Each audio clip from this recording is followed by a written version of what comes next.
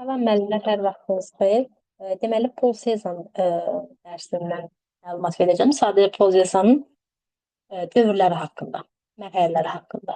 Deməli, burada var romantik dövr, Paul Cézanne'a daha doğrusu aid olan romantik dövrdür, impressionist dövr, konstruktiv dövr, sintetik dövr və spontan öz-özünə əmələ gələn rəngkarlıq dövrü. Deməli, ilk olaraq romantik dövrdən başlayırıq ki, Cézanne'ın erkən yaradıcılıq dövrüdür bu romantik dövr və burada bütün qara rənglər onun əsərlərinə üstünlük təşkil edirdi və romantik dövrdə rəssam öz duyğulu hisslərin, bədbin fikirlərin ifadə etməyə cəhd göstərirdi və Cézanne rəng, forma, işıq, yaxmalarla mükəmməl işləyə bilmədiyi üçün öz fikirlərini sona qədər ifadə eləyə bilmirdi. Buna çətinlik çəkirdi və həmin dövrlərdə əsərləri deformasiyaya uğramış fiqurlar qeyri-sabit tarazlığı ilə digər əsərlərdən fərqlənirdi.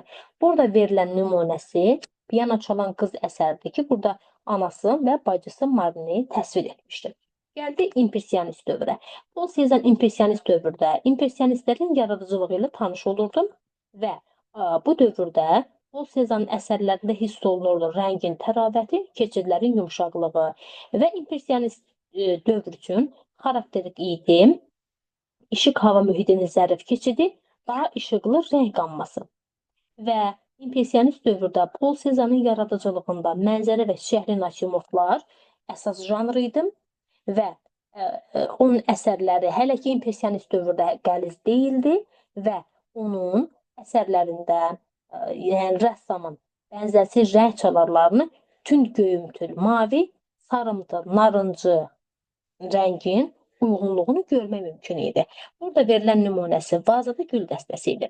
Gəldi üçüncü olan konstruktiv dövrə. Konstruktiv dövr Paul Cézanne'ın yaradıcılığının kamillik və zirvə dövrüdür.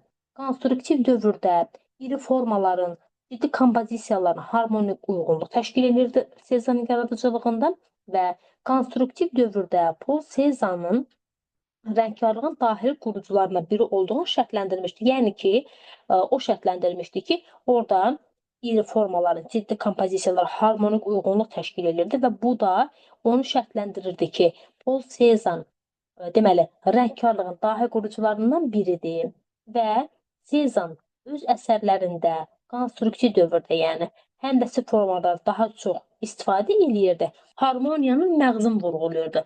Burada verilən nümunəsi alma, şaftalı, armud və üzüm əsəridir. Bundan əlavə gəldik növbəti dövr, bu da ki, sintetik dövrdür. Sintetik dövrdə Paul Cézanne üçün mənzərə, natürmort, uydurma süjetlərdən daha çox cəlb edirdi Paul Cézanne və Paul Cézanne natürmortları sintetik dövrdə qəlizliyi, müxtəlif ölçülü ləvazimat və meyvələrlə yüklənməsi ilə diqqət çəkir. Artıq başlayırdı onun əsərləri qəlizləşməyə. Və burada verilən nümunəsi natürmort əsəridir. Və sonuncu spontan, öz-özünə əmələ gələn rəngkarlıq dövrüdür.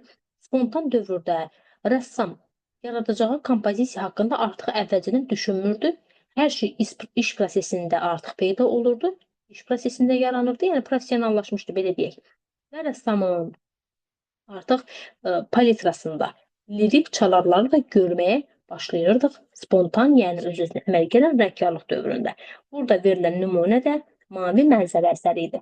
Bu qədər hörmətli müəllimlər, kanalımıza abunə olmaq, paylaşılan videoları bəyənmək, komment yazmaq və paylaşmağınızı xahiş edirəm.